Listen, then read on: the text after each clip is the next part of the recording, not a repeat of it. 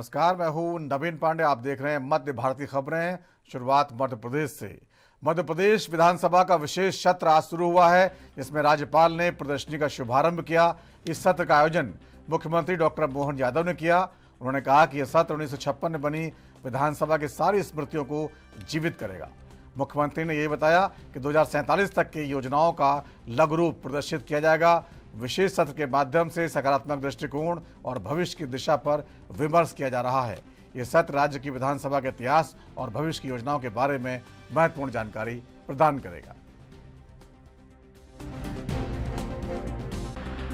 17 दिसंबर का ऐतिहासिक दिन है और खासकर यशस्वी प्रधानमंत्री ने जब आत्मनिर्भर भारत 2047 का सपना लेकर के पूरे देश को आगे बढ़ने का अमृत काल का आह्वान किया, ऐसे में हमारी विधानसभा में भी इस अमृत काल को लेकर के स्थापना दिवस पे कार्यक्रम बनाने का आपका परामर्श हम सबको आज फलीभूत होकर दिखाई दे रहा है। हम सबका सौभाग्य है 1956 में बनने वाली विधानसभा और विधानसभा की वो सारी स्मृतियाँ इस विशेष सत्र के माध्यम से जीवंत हो रही है और लोकतंत्र की खूबसूरती, अपने विचारों का प्रवाह, चाहे आलोचना हो या हमारे पक्ष की बात हो, दोनों अपने सदन के अंदर बात विस्तारित रूप से करते हुए सकारात्मक भाव के आधार पर ये एक दिवसीय जो आयोजन किया गया, मैं माननीय विधानसभा अध्यक्ष जी को बधाई देना चाहूँगा, माननीय नेता प्रतिपक्ष जी को, माननीय संसदीय कार्य मंत्री जी को, जिनके कारण से आज ही हम ये माननीय महामहिम से अभी हमने प्रदर्शनी का शुभारंभ भी कराया। और बहुत अच्छा लगता है जब अतीत की वो गौरवशाली यात्रा को अपने सामने भली एक तरह से पुनरावलोकन की स्थिति में आते हैं। मैं मान के चलता हूं कि आज का ये सत्र का शुभारंभ भी सरकार के 2 साल के साथ ही जोड़ करके बीते 56 से लेकर आज तक की यात्रा दोनों का समेकित रूप से आगामी। और नेशनल हेराल्ड केस में पूरे देश में कांग्रेसी प्रदर्शन कर रहे हैं।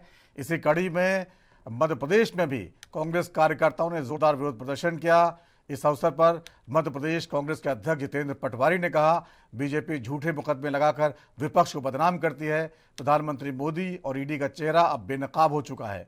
गांधी परिवार ने देश के लिए अपनी शहादत और संपत्ति दी है। कांग्रेस अब जन जागरण अभियान शुरू करेगी और बीजेपी का असली चेहरा उजागर करेगी।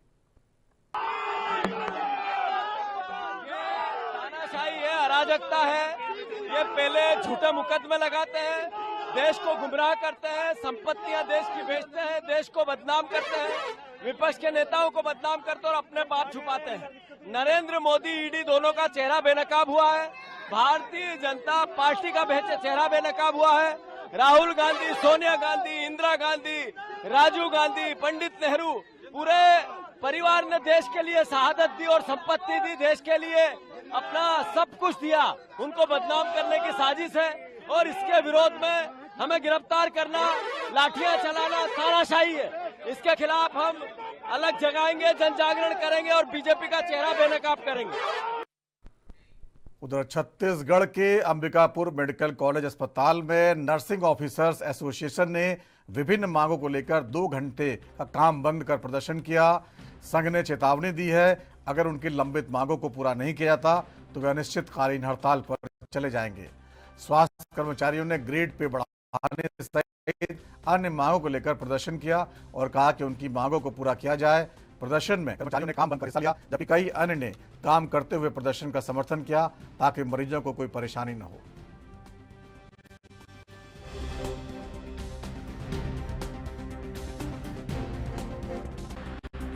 मेरा नाम उपासना सोनी है। हम हमारी तीसरी मुख्य मांगे तो बता दी गई हैं और भी बहुत सारी ऐसी मांगे हैं। और एक और चीज़ पे मैं सरकार का ध्यान आकर्षित करना चाहूँगी कि हमारा जो पद नाम है स्टाफ नर्स है, तो उसको हम चाह रहे हैं कि उसको मतलब नर्सिंग ऑफिसर कर दिया जाए। तो ये भी एक हमारी मांग है। और अभी ये हम लोग अभी निश्चितकालीन हड़ताल जो है 29, 30, 31 के लिए थी। उसके बाद अगर सरकार की ओर से कुछ भी नहीं आएगा तो फिर इसके आगे हम फिर निश्चितकालीन हड़ताल के लिए जाएंगे। तो हमारा सरकार से यही अनुरोध है कि हमारी मांगों को थोड़ा ध्यान में दिया जाए। मांगों को लेकर के पूर्व में ज्ञापन दिए हैं, आपने किसी से बात की है? हाँ, इससे पहले 2018 में समिति गठित हुई थी जिसपे ग्रेड पे को लेकर हुआ था। तो सरकार की ओर से 4400 पे वो किया गया था, 4400 पे बातें हुई थी, तो हम चाह रहे हैं कि कम से कम वही लागू हो जाए, तो कुछ हमारा मनोबल भी बढ़े, काम करने में हमको और आसानी हो। हमको तो सामना करना ही पड़ता है परेशानियों का, साथ ही साथ जो मरीज़ होते हैं उनको भी परेशानियों का सामना करना पड़ता है। तो दोनों साइड से ये चीज़ें ना हों, तो सरकार अगर इस पे ध्यान देगी तो हमारे लिए भी अच्छा होगा, और हम और ज़्यादा अपने मतलब मेहनत से और ज़्यादा चीज़ों को कर पाएँगे अच्छे से। अपना नाम बता देंगे? मेरा नाम नम्रता सिंह है और मैं यहाँ गवर्नमेंट मेडिकल कॉलेज में स्टाफ नर्स के पद पर पदस्थ हूँ। जैसे कि हम यहाँ पे ड्यूटी करते हैं और सभी दूसरे डिपार्टमेंट है, दूसरे विभाग है, शिक्षा विभाग है, शिक्षा कर्मियों का भी वेतन में इंक्रीज़ हुआ है। और यहाँ पे हम बहुत पेशेंट की मतलब इन्फेक्शन के साथ में हम मेंटली फिजिकली भी हराश हो रहे हैं, लेकिन हमें वो पेमेंट नहीं मिल पा रहा है। तो इसी के लिए हम यहाँ पे स्ट्राइक करेंगे अगर हमारी मांगे पूरी नहीं हुई तो। अभी किस प्रकार प्रदर्शन कर रहे हैं और आगे क्या रणनीति रहेगी आप लोगों अभी की? हम बहुत शांतिपूर्वक 1 घंटे अपना वर्क को छोड़ के यहाँ पे प्रदर्शन कर रहे हैं, और अगर ये हमारी मांगे पूरी नहीं हुई तो आगे हम अनिश्चितकालीन हड़ताल करेंगे। लगभग कितने कर्मचारी आप लोग काम बंद करके अभी प्रदर्शन कर रहे हैं? यहाँ पे तो बहुत कम, अभी 20-25 लोग यहाँ हैं, क्योंकि पेशेंट की लाइफ का वो है सवाल है। तो हॉस्पिटल बेड साइड हमारे जो कर्मचारी हैं। छत्तीसगढ़ के कबीरधाम जिले के भोरमदेव अभयारण्य में शिकारियों द्वारा इंडियन बाइसन यानी गौर का शिकार करने का मामला सामने आया है। शिकारियों ने जंगल में विद्युत करंट फैलाकर 2 बाइसन की दर्दनाक हत्या कर दी। ये घटना वन विभाग की सुरक्षा व्यवस्था पर गंभीर सवाल खड़ा करती है। पिछले 2 महीनों में चौथी वारदात है। इसमें 4 बाइसन की मौत हो चुकी है। वन विभाग ने जांच शुरू कर दी है और 2 संदिग्धों को हिरासत में भी लिया है। इस मामले ने वन्य प्राणी संरक्षण और अभयारण्य सुरक्षा की विफलता को एक बार फिर उजागर कर दिया।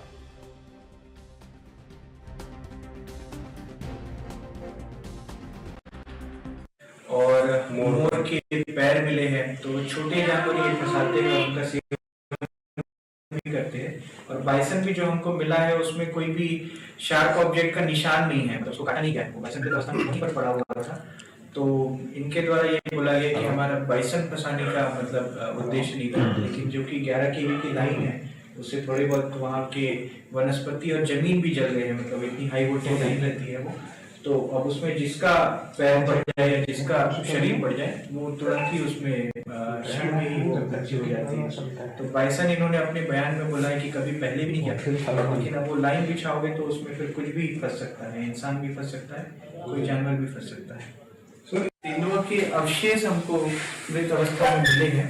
तो जो पीएम उसका कराया गया प्रथम दृष्टया रिपोर्ट आई नहीं है, लेकिन प्रथम दृष्टया जो डॉक्टर साहब वहाँ पर आए थे, यहाँ की जो जिला स्तरीय चिकित्सा समिति होती है, तो उन्होंने बताया 10 से 12 दिन का वो पुराना है। उसमें नक और आपके दांत भी उपस्थित थे। कोई शार्प ऑब्जेक्ट का उसमें निशान नहीं था, ना ही कोई जलन का उसमें निशान था। तो उसका किलिंग जो मरने का कारण है वो अभी सुस्पष्ट नहीं हो पाया है, लेकिन हमारी टीम जो है वो जांच कर रही है। एक राज्य स्तरीय हमारी उड़नदस्ता टीम भी आई हुई है जो लोहारा में निवास कर रही है अभी, और एक डॉग स्क्वाड की भी टीम वहाँ स्पेशली है। जो प्रकरण है उसमें हमने